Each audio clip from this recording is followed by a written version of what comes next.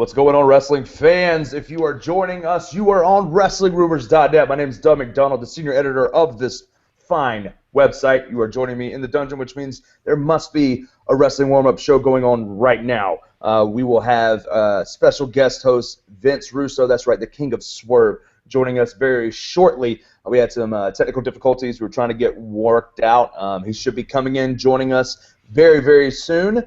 Hopefully that'll be ready to go here in the next 5 or 10 minutes. But we want to go ahead and start talking to you guys, engaging with you. We know that our chat room's filling up quick. Some of our regulars, like Frank Manzo, I see Jazz and some other people out there that are, getting involved, getting the chat going, which is awesome. We're super excited to see new faces joining our program today.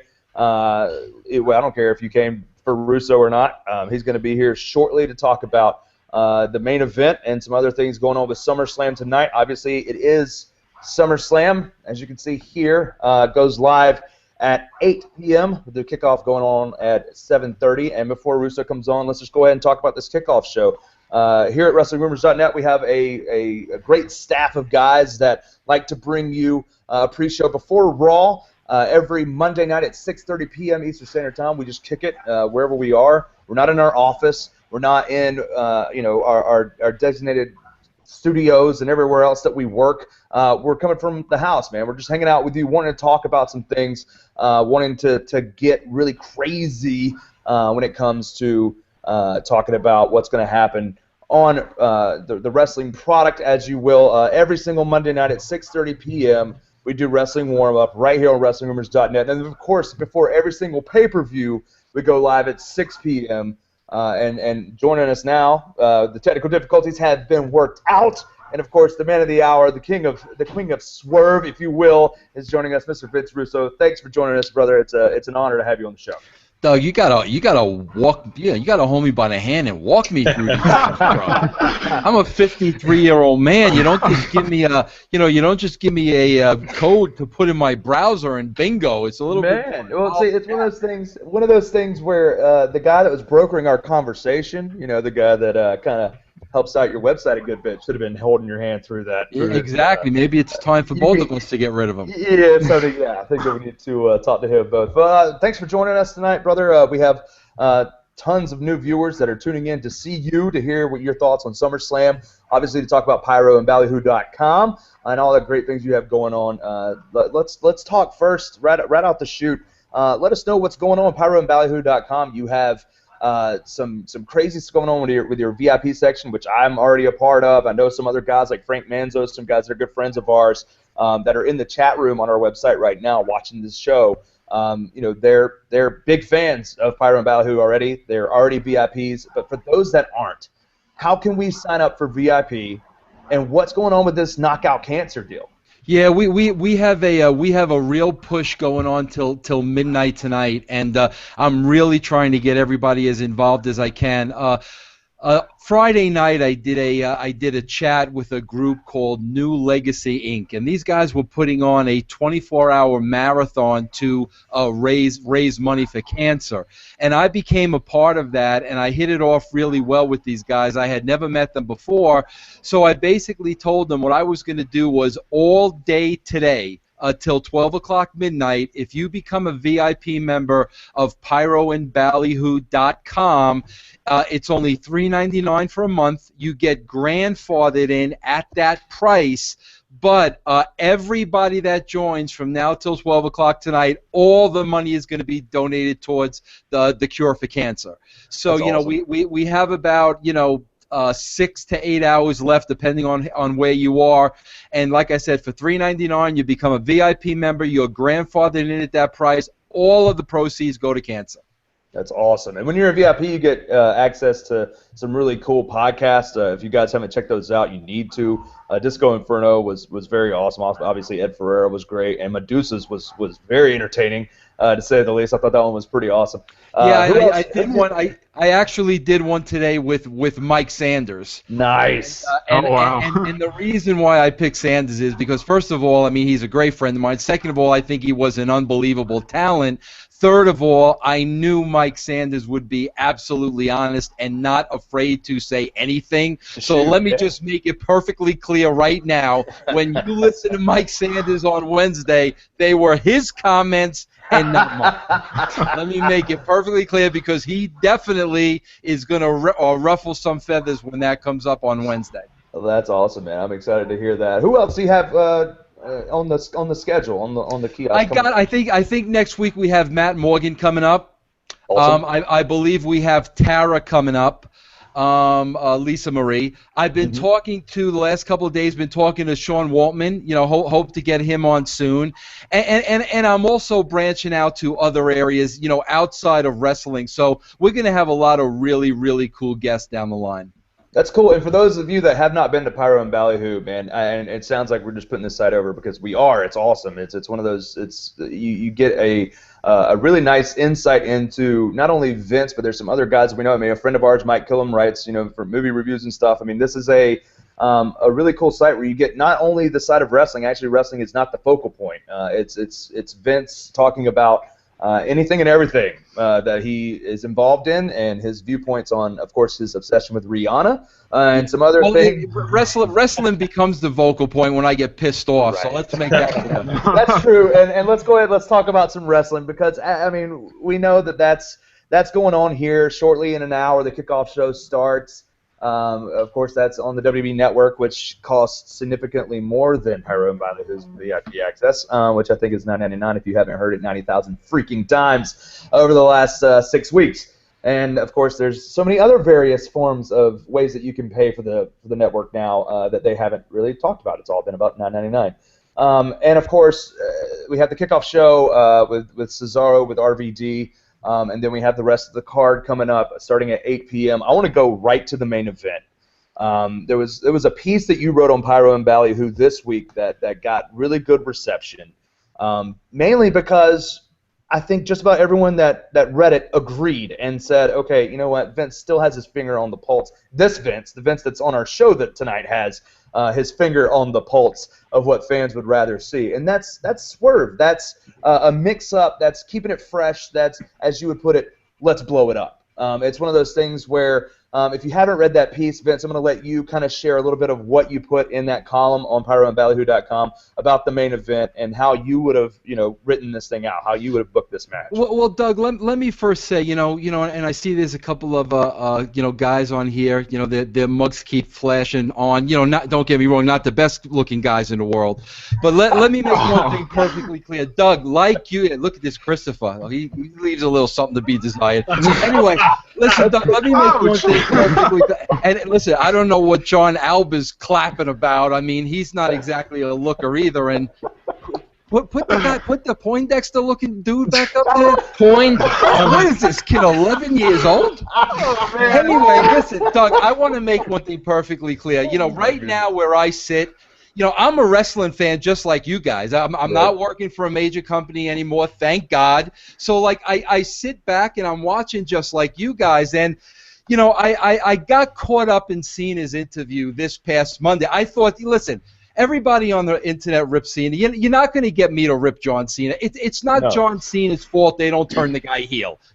John Cena doesn't write the show. He's a performer on the show. He's going out there doing what they want him to do. But as I'm listening to his promo, which I thought was excellent, when he's talking about, he's willing to pull out all the stops and do by any means necessary, of course I'm sitting here and, my brain starts working like it usually starts working, and, you get into the what ifs, and to me, the first thing that entered my mind was, well, what if Paul Heyman, turned on Brock Lesnar, and at the same time, you turned John Cena heel, and now all of a sudden you got a shocker at SummerSlam. You come out of the event with a whole new deck of cards. You're going to get people to tune in to see where you're going, but, I hate to say this, and, who knows, maybe I'll be wrong, but man, in this day and age, it's just, everything is so predictable. It's the, same old, same old. Somebody doesn't have a set of balls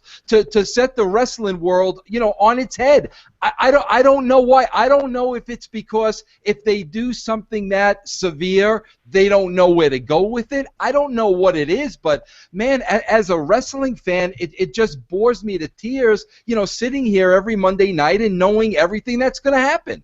Yeah, I mean, that's we're on Twitter, we're live tweeting, we're covering the shows live via WrestlingRumors.net, and we all feel the same way. It's definitely not the talent's fault. I mean, John Cena's awesome. I mean, if anybody says that John Cena can't wrestle, you're not watching his matches with Cesaro, you're not watching his matches with guys that he can actually. I mean, the guy can work. That's not an issue. The guy has, especially during this build with Brock Lesnar, has given some great promos. Has really turned it up a notch as far as intensity goes, and making you care a little bit more about his character. But the thing is that his character is predictable. It's stale. It's this face run has lasted for 12 years. It's time to change something up. The last time this happened, again, this was Hulk Hogan, and we had to, as you said, blow it up and have Hulk Hogan become the biggest heel and the coolest heel ever. That was the thing. When that happened, you just had this whole explosion of, and with me being, a teenager at the time, that was the coolest time in wrestling. Everything was turned on its head. Everything was crazy, and it made me care and start watching intently. Well, Doug, I want to say this because, after my column came out on Pyro and Ballyhoo, I got so many comments about, well, the WWE doesn't want to do that because he's a babyface and he sells merch. Bro, I got to tell you, as a guy that worked at the WWE, bro, whether it was Austin or whether it was Rock or no matter who it was, that conversation never came into play. Mm-hmm. I mean, we wrote the television show. If Austin was a babyface and we thought he should become a heel, or the same with Rock, bro, we didn't sit there and talk about merch sales. So I honestly can't believe that's the reason. But if that's not the reason, what is? I remember with the NWO, when Bischoff just, started, parading the NWO out there until they meant absolutely nothing. Mm-hmm. And I mean, it's been so clear for some time. I feel bad for Cena. Like, when he goes to every city and he starts cutting a promo, it's like he's got to sit back for a minute so he can, he can listen to the crowd and, okay, is this going to be a heel crowd? Is this going to be a babyface crowd? How am I going to alter this promo? I mean, it must be hell for the guy. Well, Vince, the thing is, they don't have another babyface who can step into that spot. How do you think WWE can fix that problem? But I think they do have another babyface that they can put in that spot, and the fact of the matter is, John, they're not going to know it till they do it. I mean, you got to take a step of faith. Maybe Roman Reigns is the guy. Maybe he's not, but you're not going to know till you put the guy in the spot. It's true. I swear, dude, Dean Ambrose reminds me so much of a budding Steve Austin in '97, man. So Dean Ambrose could be that guy. I really think that he could. They just have to give it a shot.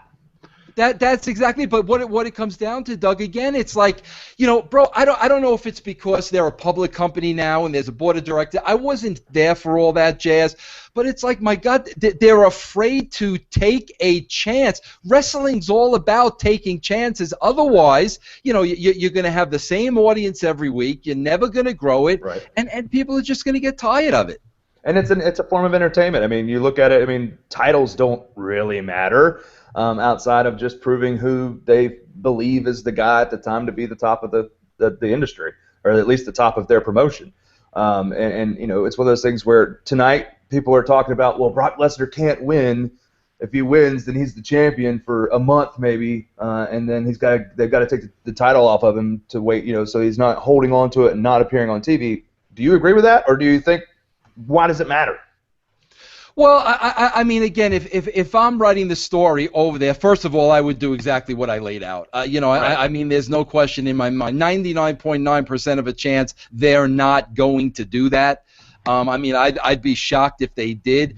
But I mean, with the way the television's written, and I mean, I don't know, bro. Coming off the defeat, the victory over the Undertaker and breaking that streak, I don't know how you beat Brock Lesnar. Right. I mean, it would make absolutely no sense. So then, of course, you're getting into, okay, if you're making the champion and he's only making X amount of appearances, which I don't know what that is. I don't know what kind of a contract Lesnar has, but I don't know how you beat Brock Lesnar, coming off of ending the Taker streak. I don't know how you do that.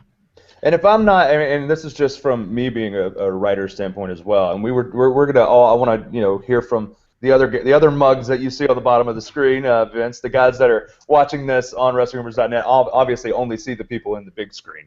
They don't see the guys that are just sitting down there and having fun listening to you, as I am as well. If I was gonna write this thing out too, if it's not turning John Cena heel, as you mentioned, the Undertaker. If you're not going to put the title on Lesnar, if that's the case, you don't want your champion to be off TV for however many dates, whatever. For me, man, there's so much money, especially if this whole thing, like if they're going to be booking Night of Champions like a WrestleMania to try to get network subscriptions, because the initial 6 months of the network subscriptions ends on August 24th, and they want to get those subscribers to resubscribe, and they want to get a bunch of new subscribers to watch Night of Champions as their main bait to fish people in. There's so much money in having Undertaker come back and wrestle at least one more match, if not, if it's not his last match, at least if you have Taker come out in the middle of this main event and cost Lesnar the match tonight, and then I mean that's a shocking moment in itself, because no one's expecting Taker to show up tonight. Have Taker interrupt, cost him the match, and then you build towards Lesnar Taker again at Night of Champions. And people are going to buy to see that, especially if you build it towards Undertaker's last match. Say it's if he loses, he's gone, or something like that. I mean, there's so much money with Paul Heyman coming out week after week after week after week saying this guy conquered the streak. This guy is the one in the 1 in 21. I mean, I don't understand why they wouldn't try that route if they're going to not give him the title. Well, Doug, here's the thing. That's a good scenario that you laid out. That would probably be the second best scenario, to turning Cena heel. But like, here's the thing. If they were going to go down that road, wouldn't they have at least teased it this Monday night rather than kayfabe themselves? I mean, SummerSlam's one of the big four. If they're going to sell subscriptions for $9.99, this is the one you want to sell. If that were to happen, I mean, you need to go off the air with,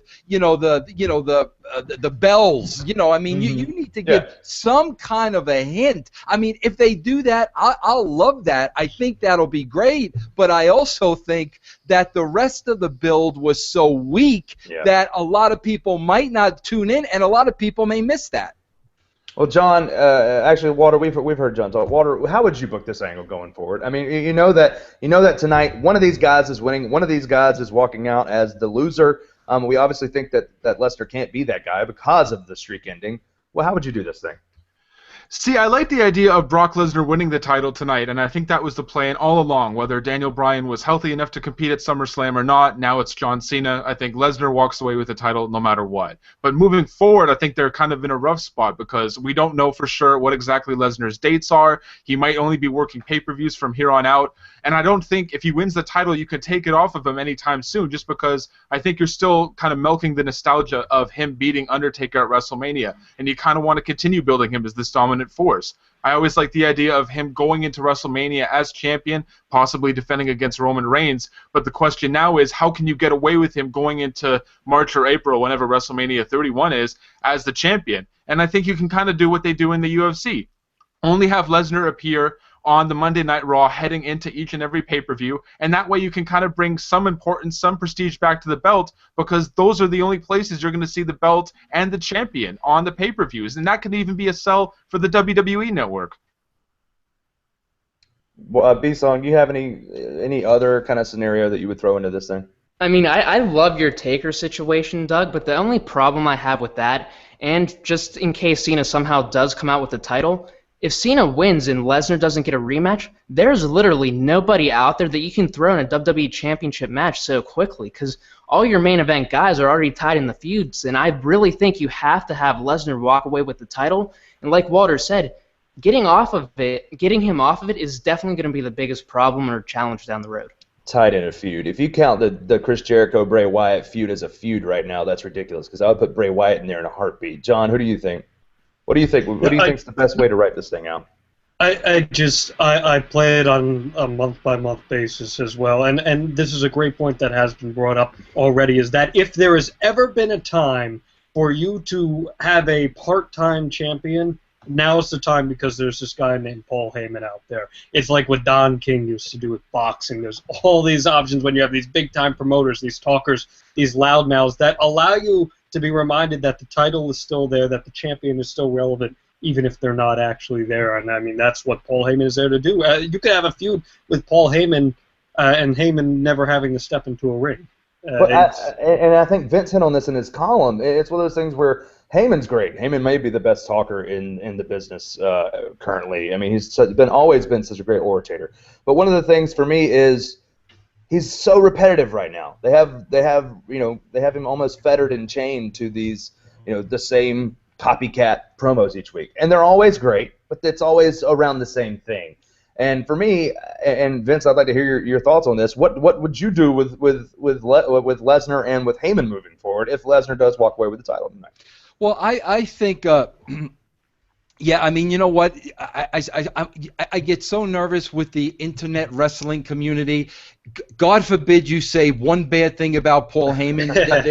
and let me say this, and I've said this, okay? The last 3 weeks going into the pay-per-view, the guy cut the same exact promo. Brock Lesnar, he undefeated. And, let me make this clear again. That's not on Paul Heyman. Paul Heyman's not writing the show. They're telling Paul Heyman, this is the promo you need to go out and cut. For 3 weeks, he cut the same exact promo. Nothing changed. Now, if there is an issue with, Lesnar can only appear so much on the show, what they need to do is they need to make the show become about who's going to be the _1 contender.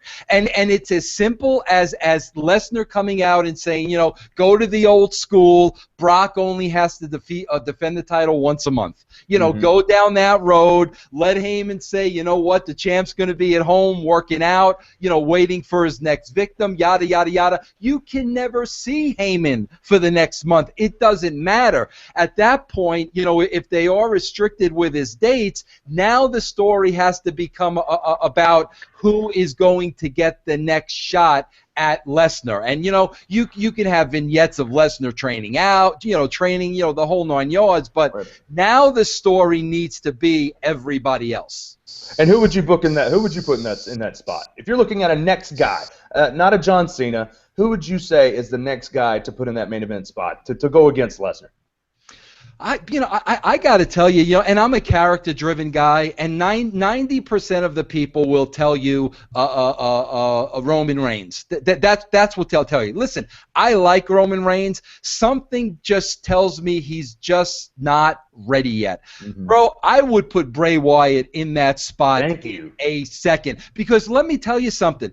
This guy is so freaking talented, and he's such a natural talent. If they don't do something with him now, what's going to happen is he's going to start to digress and digress and digress and digress. And again, nothing to do with Bray Wyatt, everything to do with the way that it's written. But all of a sudden, if you've got this lunatic, can you imagine this guy going toe-to-toe with Heyman, cutting promos? But you know what? Doug, that's out of the norm. Like that, we talk about that, and you have a feeling that just is never going to happen. But man, something needs to happen, in my opinion, to just shake this thing up a little bit. Yeah, man, I agree with you totally. If you're just now joining us, man, we're talking SummerSlam, we're talking pyroandballyhoo.com with Vince Russo. This is the WrestlingRumors.net crew. We're hanging out in our houses again. We're not in our offices. We're not in our studios. Where we do our work. We're at home. We're getting ready to, obviously you can see Russo's right there in his house, right there with the kitchen in the background. We're all in our perspective, we're all in our perspective areas of leisure at this time, taking time hanging out with you guys that come to our site every single day. And we thank you for doing that. And I know, Vince, I know that you think, you're appreciative of your fans that come every single day, the guys that sign up for your VIP package, the girls that sign up for your VIP package. you appreciate them so much that you're giving all of your money, all of the funds that come in for the VIP package right now, you're giving that away to try to kill cancer, and that's awesome. Cancer research, cancer studies, cancer cures. I think that's incredible. And again, this is why we do Wrestling Warm-Up on Mondays, on Sundays before pay-per-views. We want to show you guys that we appreciate you. We want to join you. We want you to come in our chat room. We have tons of people in our chat room right now giving out different scenarios of how they would write this Brock Lesnar John Cena situation. It's really awesome. If you're not in our chat, get over there, talk to us. Let us know what's going on. I want to just hit on one more thing. Russo, I want your thoughts on this whole Brie Bella Stephanie McMahon build, if you can call it that. And what do you think is going to come of all this tonight? Do you think this is a one-off? Think this is just a one-time thing tonight, or do you think this is going to continue towards Night of Champions? I don't think it's going to be a one-off because they probably put more into this angle than any other angle on the card. Mm-hmm. And I mean, and if you go back and look at the last 4 weeks of how this thing was written, really not much was done with Cena and Lesnar aside from talk. Stephanie probably got more heat, going into this match than anybody else on the roster. And, I don't know how I feel about that. I think Stephanie is a great performer. She's a natural. She's a McMahon. But right. They've put so much heat into this angle. I would literally be shocked if it were one and done. Any of you other guys have any opinions on this thing? You think this is a one and done situation? Walter, I know you feel that way. Yeah, I mean, I was really excited for this match up until Monday Night Raw last week when they had this whole Megan Miller thing. I thought that completely destroyed any momentum they had. I mean, are we really supposed to think that Daniel Bryan, a guy who just took down 2 robbers at his home, is cheating on Brie Bella, his wife? Like, I don't get that for a second.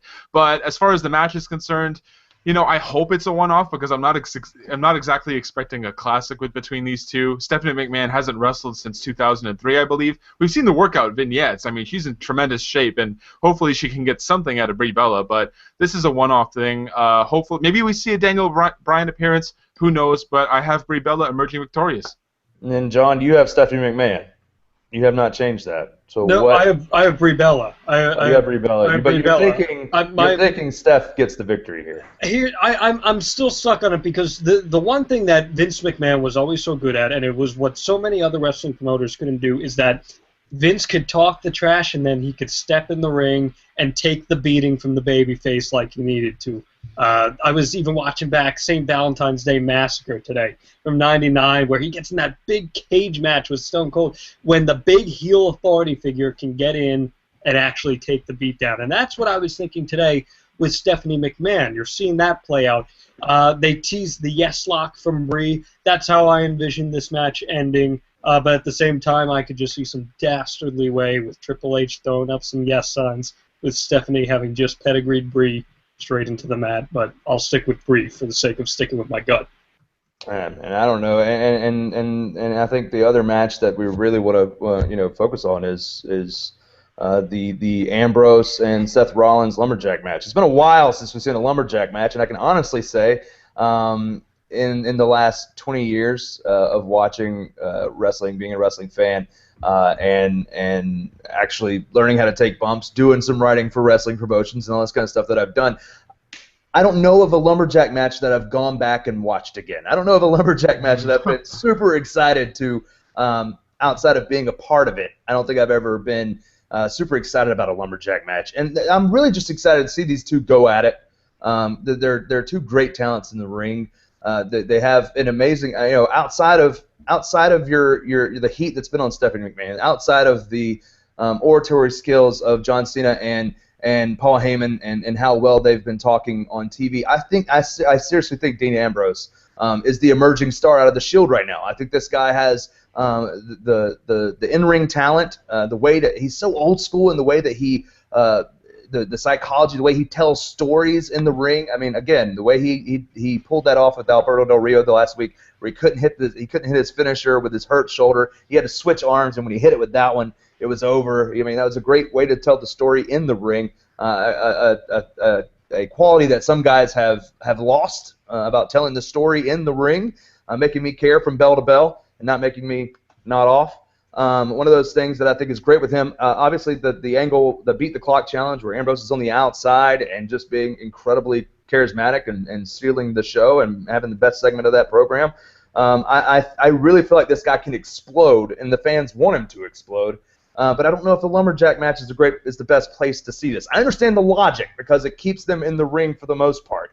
But for me, I'm like, put them in a cage. I mean, lumberjacks don't entice me as much. And basically, it makes me feel like there's going to be some kind of swerve ending where, or at least some kind of interference ending where someone gets involved and ruins this whole thing and sends us to Night of Champions for another rematch. Vince, what do you think about this match? What do you think about the build? What do you think about the characters? Well, first of all, let's talk about the lumberjack match in 2014. Right. Unless Paul Bunyan... With kayfabe gone. With kayfabe completely gone. Yeah, unless Paul Bunyan brings his Blue Ox Babe out to the ring, a lumberjack match in 2014 is absolutely ridiculous. Yes, it's an absolute joke. And again, you mean to tell me WWE have 20 to 30 writers? These rocket scientists cannot sit around in a ring and come up with a better concept than a lumberjack match. That's the stuff that to me is like, you guys are getting paid for this, a lumberjack match. Right. But I got to say this, bro. Listen, nothing against Seth Rollins. He's not in the same league as Dean Ambrose. It's not even close. No. Rollins was the guy that they had to take out of the Shield and put him around Triple H and put him around Orton because he's the guy that needed the most help.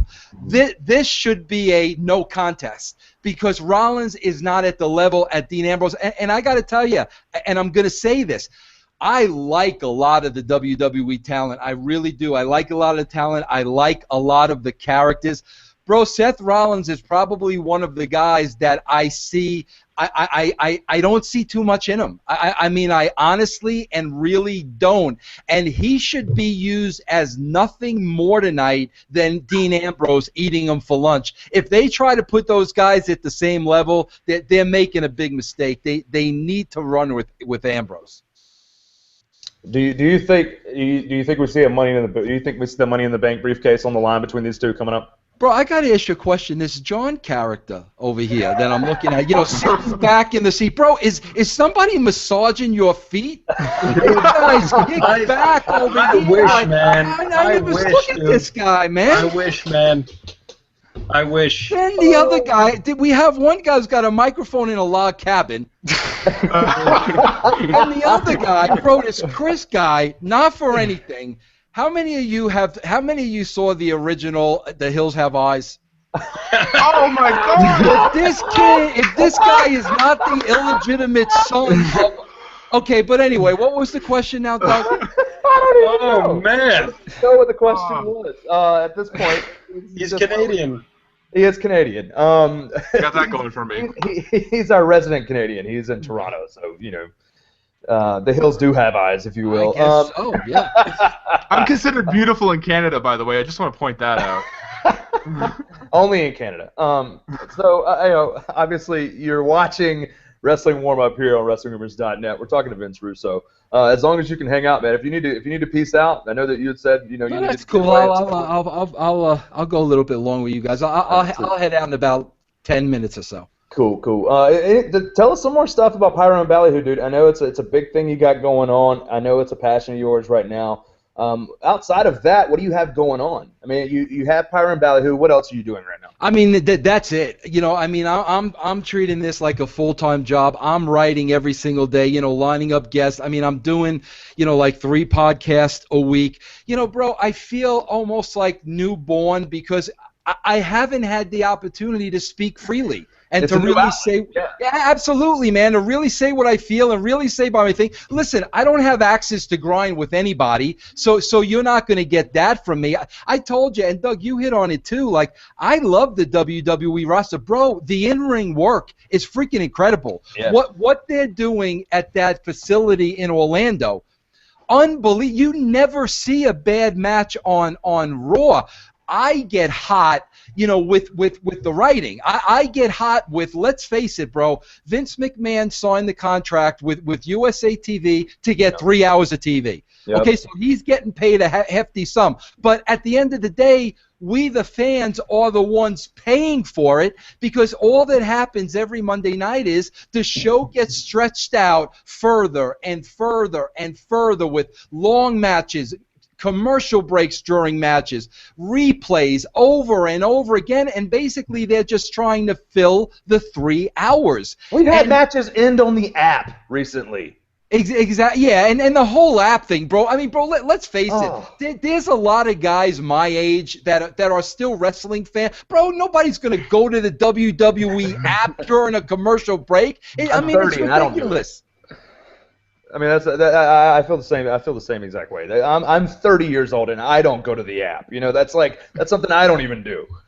And so I agree completely. I mean, we got 3 hours to fill. Sometimes it gets drawn out and just outright outrageously tiresome. And it's the writing, because the talent is super awesome. I mean, the talent. This is probably one of the best talent rosters that we have as far as people that can go.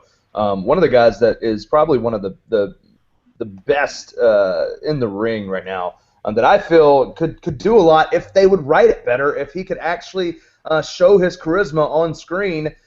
Because if you watched the panel yesterday for the WWE 2K15 reveal, we had a live coverage on it here. Water was on the Twitter machine.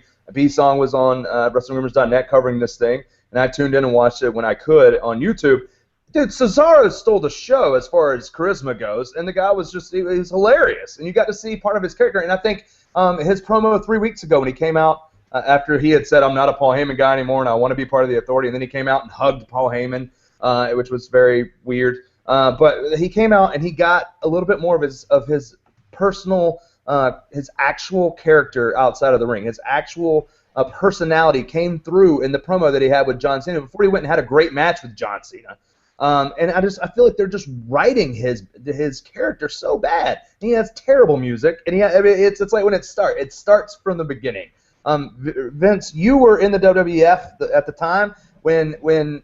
You know, like with Stone Cold Steve Austin's music, with The Undertaker's music, with Bret Hart's music, with Shawn Michaels' music, like that pop, I mean, that instant connection to the fans when the music hits. Music plays a difference in this day and age. I mean, this isn't 1965. This isn't, I mean, since Sergeant Slaughter debuted the daggone Marine Corps hymn in 78 or whenever it was in the 80s, the guy came out and changed the game, because now we have music. When you hear Hulkamania's music, when you hear Real American Kick, the crowd goes crazy. They've never, I mean, some of these talents today, I will say this, now that Jim Johnson's kind of given some of the reins over to this new guy, the CFO $, whatever his name is, the music is even gotten a little more lame and a little more generic and childish, if you will. For me, it starts from right when the music hits, man, and if you can't connect there, if you can't have, this music that connects, and then you come out and show the personality, your music can be crap. I mean, look at Bo Dallas's music, but the guy was getting over before they stopped pushing him and had him lose to R-Truth, which to me made no sense. But for one of those things, I feel like with Cesaro, they're writing. It's been poor writing for the guy. Outside of the WrestleMania victory, picking up Big Show, having that Andre the Giant moment, that Hulk Hogan Andre the Giant-esque moment where he throws Big Show over the top rope, which was incredible. Outside of that, he only got to shine when he had a mouthpiece with Zeb Coulter and with the Real Americans. Why are they not using Cesaro more when he is probably one of the best workers in the ring? Doug, you know what it is? It's really simple, bro. Because I could tell you, and I'm telling you from experience, because we got everybody on the roster over, bro. If we had 10 matches on SummerSlam, you cared about every single match. Here's the problem, bro. There's no focus, okay? They're writing 5 hours of television a week, and there's 30 writers running into each other. And keep in mind that happens week to week to week to week. So what's happening, bro, is they're putting all their focus on one or two things. In this case, it was Stephanie number one. No doubt about that. Bro, I'd like to believe it was Cena and Lesnar, but I didn't see anything phenomenal about the angle going into SummerSlam. To be quite honest with you, it was very boring to me. So with 5 hours of television, with so many people involved, bro, to focus in on the Cesaros, to focus in on the Ziggler, bro, they can't focus in, bro. How does Ziggler go 4 weeks to SummerSlam and never cut a promo? How does Miz go 4 weeks to SummerSlam and never get heat on Ziggler? He never got heat on him, bro. Nope. That's the problem. There are so many things falling through the cracks.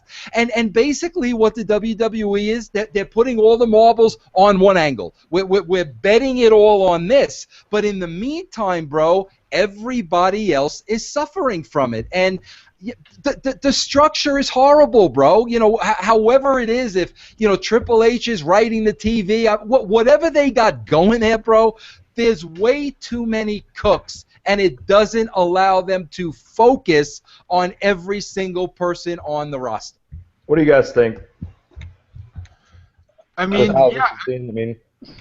yeah. I think the problem is that, you know, especially in this era with the WWE Network, I think the mentality of writers or just management in general is, you know what, we already have these people locked in. We really don't have to go out of our way to push an entire card's worth of quality matches. We can just say, you know what, we have our main event, we have our Brock Lesnar versus John Cena, we also have our Brie Bella versus Stephanie.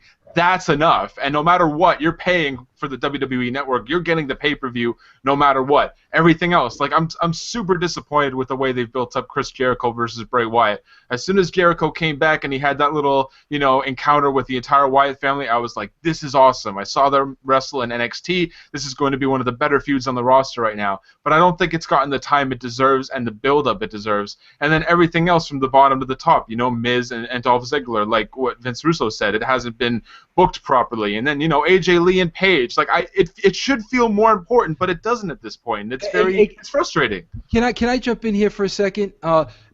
Chris is absolutely right. It's they're paying for the WWE Network. Mm-hmm. They're getting it. I got to tell you, Doug, and I'm going to be honest with you, bro. I run Pyro and Ballyhoo. You know, I got to talk about some stuff. Bro, I ain't paying 2 cents to watch SummerSlam tonight. And I'll tell you why. They didn't earn my money.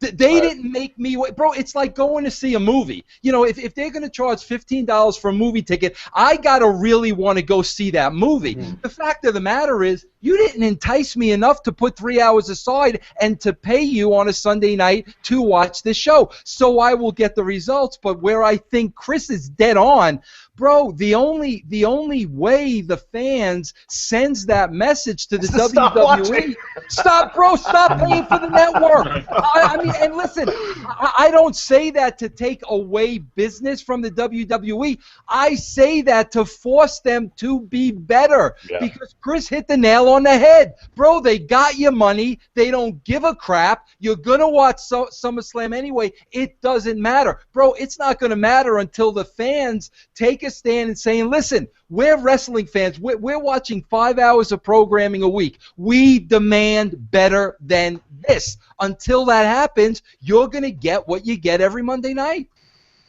Oh, man. And it's also now, we've talked about this in the past too, it's like they're using the pay-per-views to build for the next Monday night. Like, people are saying, oh, okay, Brock Lesnar may beat John Cena tonight, but I want to see what's going to happen the next Monday night. And that's a whole other issue when you're talking about the network itself. What I want to ask you, Vince, is, because this is also a conversation we've had regarding Cesaro, and we saw it with Daniel Bryan earlier in the year, when you have genuine heat or genuine pop by the crowd. In the case of Cesaro, he wins the Battle Royal. The crowd is going crazy for him. People are red hot for him. And now, all of a sudden, you're not seeing anything from that. Do people behind the scenes take notice to that? You know, John, that's a real good question, John. Here's the problem. When myself and Ed Ferrara were writing the show, we were literally in charge of writing the show. It really wasn't Vince, because what our job was to do was write the show, and then at that point we'd bring that show to Vince. Vince would look at our show and never change the elements of the show, never go in a different direction, but basically tweak it, you know, segment by segment, to make it the best it could be. So basically you had two writers writing the show. Now, John, what I did was, people didn't know me back then. So what I did was I was in the arena for every show. And the reason I was in the arena was I wanted to hear the response of the crowd. If Cesaro got a pop like that, then guess what? We're going with Cesaro. It's that simple. If somebody wasn't getting over, then we pulled back. But at the end of the day, we were giving the audience what the audience was demanding. We were listening to them. Listen, you want Cesaro, whether I like Cesaro or not, doesn't matter. All that matters is the audience. The problem is now, bro, nothing against Triple H, but Triple H is a worker. Triple H is one of the boys. Triple H is looking at everything as a wrestler. So who knows, bro, if Triple H has heat with this guy or heat with that guy, or Triple H wants to push this guy or push that guy. I hate to break the news to Triple H, and if you were Triple H, I would tell you right to your face, it's not about what you want, bro. It's not about what Triple H likes and Triple H doesn't like. It's all about the audience, and it's all about the viewers. And, John, you're right. When they're popping for Cesaro, it is their job to give the audience what they want. But in more cases than one, and look how long they did it with Daniel Bryan, and in more cases than one, it's screw the audience. We're going to do what we want to do, and they're going to like it. That's why I don't buy into, the WWE with my $10 a month and my SummerSlam. Screw you, bro. I'm the consumer. You're not going to tell me what I'm going to like and I'm not going to like. The build to SummerSlam sucked. You ain't getting $10 out of me for, It could be worse. It could still be $55 or $65. You're right. But yeah, John, I mean, you're dead on because, bro, that's common sense. You got to give the audience what they want. Right. But what do you think? think? Make the customer happy. It's legitimate. Like, why? Other than personal backstage politics, why in the world would they take a guy that's getting a pop like that? And it's not even that they don't push him and make him the guy that people are getting even more hype for. Like, they removed the move that was getting him over was the big swing, and they called him the king of swing. He hasn't done the swing in forever. Why are they taking this stuff off the guy if they don't want to stop the halt? If they don't want to halt the push, if they don't want to halt his organic growth, because he was growing organically? Why? Doug, I'm going to tell you this, and I'm just, I'm trying to give you guys like just a little insight to how things work behind the scenes, okay? Yeah. Bro, my biggest problem in writing television, and never with the WWE, bro, because Vince had my back. I never had to worry about it. But, bro, when I was at WCW and when I was at TNA and there were way too many chefs, the thing, bro, that always really made me hate what I was doing was when you sat down and you wrote, and if a committee is involved, all of a sudden, bro, it comes down to everybody's opinion. What this person thinks about Cesaro, what this person thinks about Swagger. And, bro, I used to sit there till I was blue in the face and say, your opinion does not matter. All we have to go by is the ratings.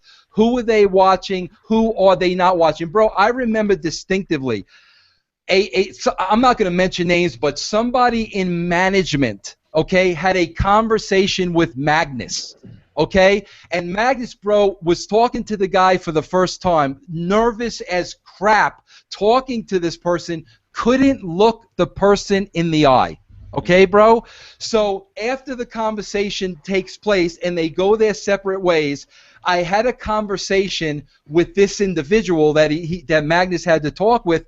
Bro, I could never bring up Magnus's name again because of the fact that he couldn't look this person in the eye. The guy hated Magnus. He's conceited. He's cocky. You could never even bring up. That's how easy it is, bro. Bro, Cesaro could have looked at Stephanie McMahon the wrong way.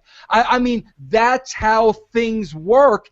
And unless you have, one or two legitimate writers in there that have a pair of balls and they say, listen, man, the people want him. We got to feed him to the people.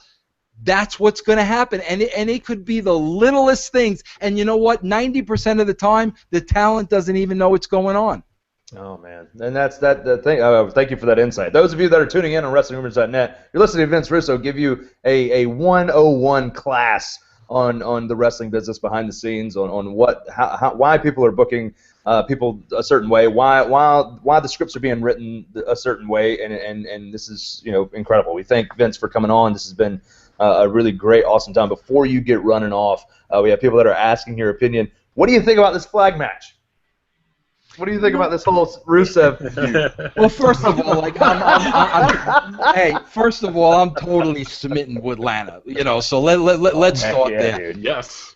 Second of all, I'm so glad, man. I worked for Dutch Mantel. I worked with Dutch Mantel for a very long time. Mm-hmm. Dutch had a tragedy in his life where his granddaughter, died in a horrible car accident, by somebody who was running from the law.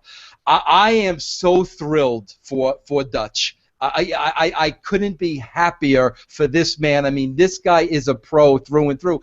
But again, Doug, it's like, okay, we're having a flag match. We're having a lumberjack match. Is this 1980, right. guys? I don't But listen, I'm telling you guys, Chris, I know your dad was from the Hills Have Eyes, and you struggle with that. I understand, but I'm telling Alex, you're in a cabin there. I don't know if your parents went out. I don't know what to do. I'm telling you guys, as long as the fans buy whatever they sell you, they're not going to give a crap. A flag match in 2004, bro. You know what it is, Doug? It's a parody of professional wrestling. That's what it is. They've become a parody of themselves. It's 2014, man. You can't think of something more creative. But anyway, I want to see Lana.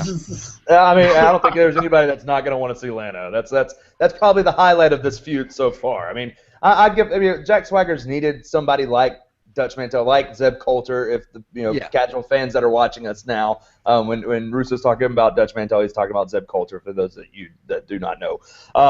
It's one of those things where I'm so glad that Swagger has him, because he's always been a good in-ring talent. He's just never been able to really get connected to the fans, and that's been an issue with, you can blame it on his lisp if you want, but that's really nitpicking. I think it's more about his charisma, the way he actually connects to the crowd. He has a character now. I mean, he has a nickname called Big Hoss. I mean, he's running with this American thing as hard as he possibly can. I'm expecting him at some point to throw up a thumb and grab a 2x4 and just completely do the entire Hacksaw Jim Duggan gimmick. But I'm just one of these things where I really feel like with him having Zeb Coulter, it's really allowing him to connect. I mean, I thought the same thing with the Real Americans. Like, Zeb Coulter and I love the fact that we have managers. I mean, it's really about that we've brought managers back into the fold. And if you want to say we're regressing, I mean, the business, just like anything else, is cyclical. So it's going to come back around. I just don't think, I agree with you, and I don't think that these gimmick matches, like a flag match, like a lumberjack match, are the things to bring back. While I do think that managers are, I think that they help, and I think that it's.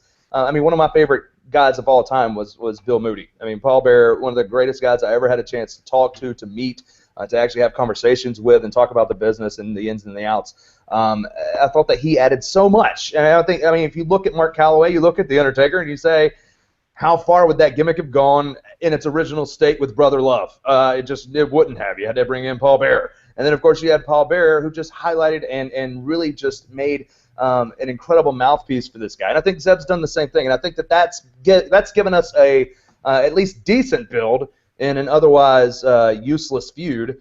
But again, I agree completely. These gimmick matches like this just aren't going to work out, and we're buying it. We're watching 3 hours of TV. We're all still watching it, and that's going to ultimately lead to our downfall and to being bored to tears if we actually watch the program. Vince, thank you for your insight, brother. We thank you for coming on with us. We know you gotta get out of here. The kickoff show is going to start in about 20 minutes for those that are actually going to watch it and that have been tuning in and hanging out with us. Vince, we thank you immeasurable amounts. We thank you for hanging out with us. And I thank you guys for having me. And obviously, listen, you guys, I was only kidding around with you guys. Yes, sir. Honestly, listen, hey, all your opinions, you guys were dead on. I mean, I agree with you, 1,000%. And it kind of goes back to, what, the kids are going to like the flag match. Right. I mean, they are, but it's kind of like, well, okay, what about to the rest of us? It's corny. We've gone back to the new generation, kind of. We've gone back to 1990, and it's going to take something like a John Cena turn, like an NWO Hulk Hogan. Oh my God, what just happened? Hulk Hogan, you can go to hell. It's one of those things where we need something like that to ignite the wrestling business again, because it's stuck back in the 90s. It's stuck right back in the early 90s. Yep. Well, guys, I really appreciate it. Anytime you want to talk, just let me know. That's Thanks, awesome. Vince. Awesome. Don't forget that you can get the VIP access to pyroandballyhoo.com right now. How much longer do we have? $3.99 right now. All the proceeds go to cancer, and we have till midnight tonight Eastern time. So we got about 5 hours? 5 hours on our end, yeah. So that would be about right. And if you sign up now, it's grandfathered in. You never have to pay more than $4 a month. That's it. $3.99 a month as long as you want to stay. And you get amazing podcasts like with Medusa, like with Disco Inferno, like with Ed Ferrara, like with Mike Sanders. And let me make it clear, I am not responsible for anything Sanders says when you guys hear the podcast on Wednesday, because I'm going to have heat with half of the universe now. Well, now I can't wait to hear that podcast. So, okay, thank you so much, Vince. Thank you, guys. Take care, man. you. Enjoy the show. Yes, sir. Appreciate it. Yep. Vince Russo, everybody. How awesome was that? We got eaten alive. Buried. All of you are Depths of buried. hell. But how How awesome! come Doug didn't get ripped? Yeah. We share beard chemistry, bro. It's the beard. I'd like to remind you that Billy Gunn told me I looked like a transvestite who had their thing pushed down their throat. So what Vince said to me was very minimal, but I loved what he had to say about the organic pushes the organic. I think to me it's very alarming, because I don't think WWE is doing crowdsourcing right now. I don't. Maybe for the content on the network they are, but for actual storyline purposes, I don't think so. Nope. Not until they get competition. Well, who's going to be their competition, Alex? Well, fingers crossed TNA. I'm not gets saying a there's deal. going to have competition, but probably years down the road. I mean, do you think that we need some guys in the company to step up and start competing with each other? I think back in the day, like in the mid 2000s or whatever, they had this brand extension, and we saw this on the Paul Heyman DVD. I think we've all seen it now. It was since you didn't have any outside competition at the time, you create internal competition, and you have the brand split, and you have SmackDown versus Raw, and you have different writers, and you have different philosophies and different talents getting pushed. But now it's kind of like, okay, well, that's obviously been pushed to the side. There's no brand extension now, and there's really no motivation to put forth the best product, like I touched on earlier with the WWE Network. We have your money. What do we care? We can put whatever we want on there for 3 hours, and you're going to buy it because you're already locked in. Well, we talked a little bit with Russo about what we expected to see tonight, but we have about 15 minutes left. We're not going to go the full 15 minutes, but I want to run through and just ask you guys, when we're looking at the card, who do you expect to go over and who do you expect to fall? We're looking at the kickoff match. It's Cesaro and RVD. I myself believe Cesaro is going over. Anybody believe that RVD is going to get the win here? I think he could, because all the pre-shows end with a babyface moment, so we could just see RVD get a nice win to take time off, but Cesaro should win the match. Yeah, I think Cesaro needs to win more than Rob Van Dam. Rob Van Dam is still living off of like his, whatever from years and years and years ago. The guy could lose every single week. No one really cares. People are more upset when Cesaro loses. I think he goes over on the pre-show. Yeah, I got to check with our friends at Kayfabe Metrics, but I'm pretty sure RVD has won about 3 matches since returning. It's been really bad. I could see them sending him off into the sunset with a nice win, but at the same time, they've also given us no indication to believe that Cesaro can actually win anything right now. They have given us no reason to believe. He has tapped out twice in a row to Jack Swagger. His former partner, who he should be, Who he turned on. He turned babyface on. Correct. Yeah. So one of these things where, this is a toss-up, honestly. We all picked Cesaro on our predictions, but it's one of those things where who knows at this point? We'll find out in 15 minutes. It's one of those things where if Cesaro goes over, cool. Maybe they're going to do something with him. If not, they're giving a free win to RVD before he goes out for his next 90-day exit, because I don't expect him to come back to Royal Rumble. So one of those things where that's what we're going to get. The flag match, Rusev and Jack Swagger. I obviously think this match was designed for Jack Swagger to get a win for America, to get a win without Rusev actually getting pinned or submitting. What do you guys think?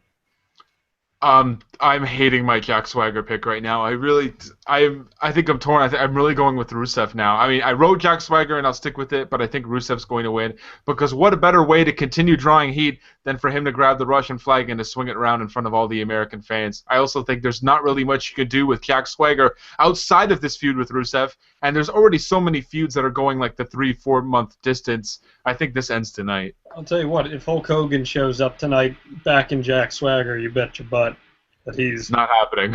I agree, but if Rusev does get the win and rubs that Russian, it would be awesome.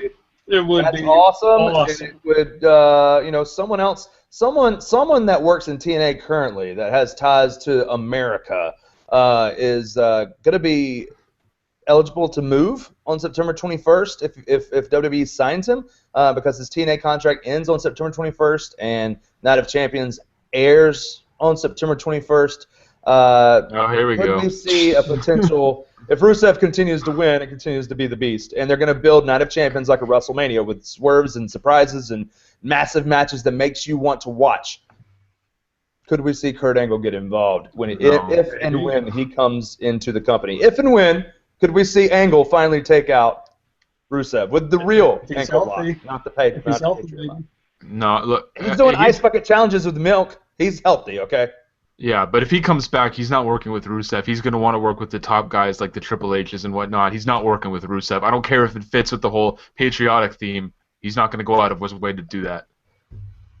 All right, Paige. I'm sorry. Go ahead, Don. Go ahead. I think Kurt Angle is a big enough fan of the industry that I think he'd be willing to help out on that end. But that's just my personal opinion. He did that for 5-6 years in TNA. I think he's over it by now. I think he wants one last glory run in WWE. Not in his mind. I will say this, just to throw this out. Apparently, it's news going around the chat room. I don't know if it's real. We'll have to see and test it out. But apparently, Bully Ray has quit TNA. Whoa! Talk about Swerve, right? Call our sources. Chat room. Fill us in on this. Send us a link. Chat, tell us what's going on. Send the link. Let us know what's going on. I know that TNA does not have no compete clauses like WWE does. They can go work for whoever the heck they want immediately. So he cost John Cena tonight? Oh my He's going to win the tag titles after this. Guys, I just got off the phone with Dixie. Dixie said there's going to be a huge surprise on Impact, so I promise. Wednesday night. Oh, God.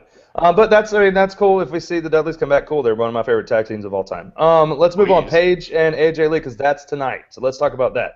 Paige, AJ Lee. This is a toss-up for me, dude. I don't know. Like, I have AJ winning. Whether it's via DQ or not, I have her winning. But could we see Paige walk out tonight with the title? Yes, very much so. This is one. I will say, even though the build hasn't been awesome, there's a lot of ifs going into tonight, which makes me curious to watch. Even if the build wasn't great, I want to see what they're going to do because it could just be absolutely terrible. But at least we don't know. We can't predict every match right because Paige could honestly win this thing tonight. I'm not saying that she can't. Did any of us in this panel, us four guys, did any of us pick Paige to win? Yeah, I did. I picked Paige too. Okay, well there you go. Do you have the title changing? Does everyone here have the No, I had her winning by disqualification. I have the title changing. I think Paige wins the title tonight. I'll still get a point, but I think Paige, with AJ Lee losing to Eva Marie all the time, she's just going to go nuts and take it out on Paige. Forces the disqualification. We're going to need to work on our point system because a title change should be an extra point or something. Oh, yeah. Or a Money in the Bank win. We'll take care of that in 2015. We'll figure that out. 2013 anyway, so it doesn't matter. We'll figure that. We'll figure that out next year. Let's keep going down the card real quick before we have to get out of here. We're talking Miz. Don't touch my baby face. Freaking Johnny Cage. IC title. There's no way he loses this thing, right? Nope. Does anyone believe Dolph Ziggler wins the title? In the chat. Tell me in the chat why you think Dolph Ziggler wins the IC title tonight. When does Dolph Ziggler win on pay-per-view? Dolph should make out with Maurice at the end of the match. Yeah, that's not going to happen. All right, Bray Wyatt, Chris Jericho in a feud that has done nothing. Bray Wyatt, for me, just because we're going to win, have one win each before we go to the next one. Anybody else? Chris Jericho's been useless since coming back, and I don't know whose fault that is. Writers. Bray Wyatt's taking this. See, if Bray Wyatt was facing the Usos, he would lose. But he's not. It's Jericho. Bray Wyatt's going over. True. The Usos are stuck in a lumberjack match as lumberjacks with Ryback, Dallas, and Stardust and Goldust and Bo Dallas and R-Truth and Adam Rose and everybody else. Dean Ambrose, Seth Rollins in that lumberjack match. Who do we have going over there? Rollins. Ambrose. Rollins. I think the obvious result is, Kane is ringside. He comes in and costs Ambrose, but they did that thing already. You know who I'm calling for? A little outside the box. I think Cesaro cost him. You know what, Alba? There it is. We knew it was coming at some point. Once a show, people. Once a show. Before you even came in this show, he said at some point, there's going to be an Ascension. There's going to be an Ascension remark. There it is. Yeah, I'm calling for a Cesaro appearance in this match. I think they haven't forgotten about the fact that Cesaro wants to win his way and impress his way into the Authority. What better way than to cost Ambrose? I don't see any way Ambrose wins this. I don't see any way Ambrose wins this either. I say Rollins. And I say it's through somebody interfering. I don't know if it's Kane. I don't know if it's Cesaro. I didn't pick any of that. All I said was I think Rollins wins, and it's because someone costs Ambrose the match. And that means Ambrose is going to come out with freaking fire in his eyes trying to get another match. Because what did Triple H say? Until he's handled, he's going to be a thorn in your side. And he said the same thing about Roman Reigns with Randy Orton. In that match, every single one of us picked Roman Reigns to win, and like Water said on Twitter, that makes me nervous about my pick. Because every time we pick somebody completely over Randy Orton wins. He's got to have a reason to feud with Triple H. I agree completely. So that's what I said to you guys in the chat earlier in the week. I said Roman Reigns, he may beat Randy Orton, but then why does he have to go face Triple H? It's not like he's trying to conquer the Authority. There isn't a storyline right now that says Roman Reigns is trying to take down every member of the Authority. It's worked out that way. It's worked out that way, but it hasn't been like he hasn't said Triple H, I'm coming for you. That hasn't been what it's been about. Could they still do that? Yes. But I don't know. They've stared each other down in the past. There's obviously some heat there, and that goes back to the Evolution versus Shield feud. But once you get through Kane, let's not forget he was the one that put Epicac in his wife's coffee. Yeah, because we need to rehash that. He made it personal. He made Stephanie throw up everywhere. But I could honestly see Batista coming back here. Yeah. Inserting himself into this match that would lead Batista to feud with Orton at Night of Champions. We know Batista's going to come back here very, very soon, so that he can be part of Night of Champions in September. To me, you have Orton about to defeat Roman Reigns, and it's because Triple H is in there messing around. Triple H comes in to help Randy Orton rid the world of Roman Reigns, finally get him out of the way. And Batista comes out, and you think maybe Batista's going to help. They give him the thumbs up or whatever, and he gives them the thumbs down and just goes nuts on him. I could see that happening. And you know what? If he does that, people are not going to boo Batista. People are going to actually get behind him. And I think that you could Guardians of the Galaxy was awesome. Exactly, because Drax and Guardians of the Galaxy was absolutely freaking awesome. And I think that people want to cheer Batista now. If he comes back and he attacks Randy Orton and Triple H, then I think that we could definitely see Batista and Randy Orton going forward at Night of Champions. That's my pick. I think that Roman Reigns wins, but it's because of maybe Batista coming back and inserting himself in the picture. Brie and Stephanie, we've talked about that a little bit, but let's really get our picks. John, you have Brie. I have Brie. I think everyone in this panel has Brie. Nope. Except for Alec. Let me finish my freaking statement, kid. You said everyone. I was in the middle of saying except, and you jumped in. Let me finish. My apologies. Except for Feed Me More on himself, Alex Bisong, who loves Mr. Ryback so much that his handle is Feed Me More what? Feed Me More what? 19. Feed me more 19. We got the I too in the lower third. I see it. Is there a heart? Is there like a bracket 3 at the end of that? Or? No, and you're all about Stephanie winning here. Tell me why. You don't think it's like Russo said, I honestly don't think it's a one-off. I think that they put a lot of time into it. Because we have this new merch coming out that they're actually selling for Connor McCulloch, who was a young boy who passed away to cancer that they always supported. They have this new merchandise out. It's Stephanie McMahon, yes, or Daniel Bryan's yes, yes, yes. We've seen Brie do her yes lock. We've seen Stephanie do the pedigree. How about have Stephanie win by the way of a yes lock? That way you can build up the Night of Champions.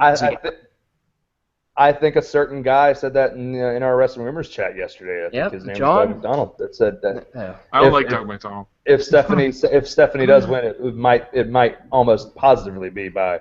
And Bree's winning with the running knee. I did say that as well. I said if Bree wins by pin, it's with the running knee, and that's going to be awful. It's not happening. No, it's not going to happen. All right, main event. Here we go. All of us picked Brock Lesnar. This is honestly the most up in the air thing because if you go by logic, Brock Lesnar cannot lose this match. If you go by what WWE has been consistently doing, John Cena wins. So what happens here? Who do we have going over? All of us picked Brock Lesnar. Why? Is there a possibility that something could swerve, or is this just plain as day? John Cena is going to lose. The new title, the new WWE logo on the title is going to be given to Brock Lesnar tomorrow night on Raw. Is that what we're all expecting? Well, there's reports now that they might actually debut the new title tonight. Yeah, why would that happen? Why would John Cena just come out with a new title? Well, because they debuted the new logo. Yeah, right, but so I mean, it's like, but they got to do some kind of thing. At least showcase it beforehand. But the belt's basically the same belt. It's just a new logo. That's it. I know, but if you don't acknowledge that there's a new logo on there, what the hell is the point? He carries it to the ring and then Cole says something. That's because they're also talking about getting rid of the big gold belt. All right, well, I guess you have a point, but So, I mean, why not at least do a ceremony tomorrow night with Brock Lesnar? He's going to be on the show. Yeah, well, maybe, but yeah, as far as the end result is, it's just I think this was the plan all along. Like I said earlier, I think if Daniel Bryan was champion, he would have dropped it to Lesnar. Now Cena's in that spot, he drops it to Lesnar. I mean, people are still not ruling out Seth Rollins cashing in. I think that would be a horrible way to end this because I don't feel he's ready to be champion at this point. And you need that briefcase for future storyline purposes with Dean Ambrose. You can put that on the line against Dean at some point. But yeah, I think we're just going to have a typical finish. I think Lesnar's going to destroy Cena. He's going to carry the belts, and that's how the show ends. I also want to say this about Seth Rollins. I thought what Vince had to say in general was great, but I actually disagreed with him on the Seth Rollins stuff. Not necessarily in comparison to Dean Ambrose, but in saying that Seth Rollins doesn't really have a whole lot to offer. I don't think that's true. I think Seth Rollins is on the show. What is he that? agreed with me on the Roman Reigns thing. I agreed completely with him on Roman Reigns. And I think we all feel that way about Roman Reigns and Dean Ambrose, and that Dean Ambrose is the clear superstar in terms of his natural ability. But I think it's blasphemy to say that Seth Rollins doesn't have anything to offer. I think right now he's doing a great job collecting heat, and he still has a great moveset.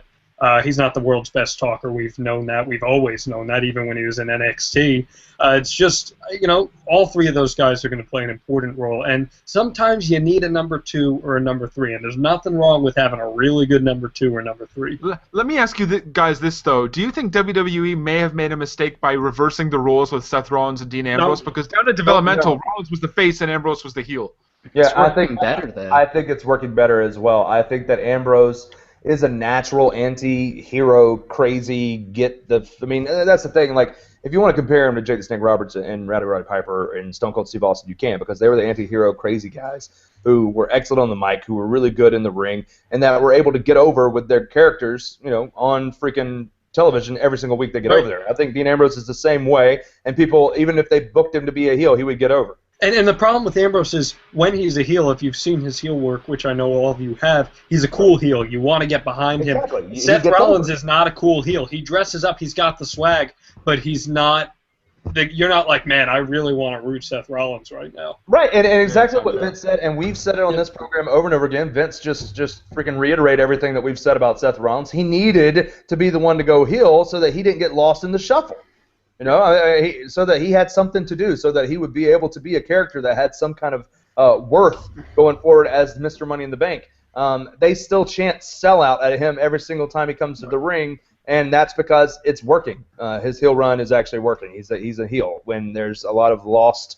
Are they faces? Are they heels? Are they tweeners? That kind of thing. It's one of those dichotomies in wrestling that. He's working as a heel, then let's work him as a heel. Let's keep it going. Let's keep it going. I think that he does have a lot to offer as a heel. If he gets better on the mic, he'll have a lot more to offer as a face as well because he looks like a face. It's one of those things where looks matter in this world, And that guy, there's a lot of females that love looking at Seth Rollins because he's made out of freaking granite. I mean, he's chiseled. And most of those, suit tells us that. And most of those ladies don't like looking at Dean Ambrose in the same way as much. It's more of the Roman Reigns, let's let drool drip down our chin. The hounds. Seth Rollins is one to look at, and Dean Ambrose isn't. And that's why guys, I think, get over more with Dean Ambrose than they do with the other. He got Renee Young, so whoop-de-doo. Titty Master 5000. Lana is so much hotter than... No, I'm not saying she's hot.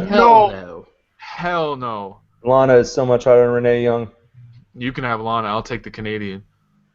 You people are crazy. Let me before we sign off. The drinking game's not here, but returning in September. Not Night of Champions drinking game, not standard drinking game, but the drinking game of champions. That's right. The drinking game of champions will be joining us in September. You've been watching Wrestling Warm Up on WrestlingRumors.net. The kickoff show is going live now. Go watch it on whatever medium that you can. Thank you for joining us. Thank you to Vince Russo again. That was freaking awesome. We loved having you on. Anytime, you're welcome. Anytime you want to come on, you're more than if you're more than willing, we're more than welcome, and we're ready to have you on again. Thanks to Chris Walter, to John Alba, to Alex Beeson on WrestlingRumors.net. Thanks to you for watching. Thanks for everybody who's in the chat, talking it up, having a good night. We got a SummerSlam pay-per-view. Let's go watch it. Live tweet with us at WrestleRumors, and let's do the daggum thing. We'll catch you on the next one. Finish. Tomorrow night. Tomorrow night, 6:30 p.m. on this website. Same show. We'll catch you then.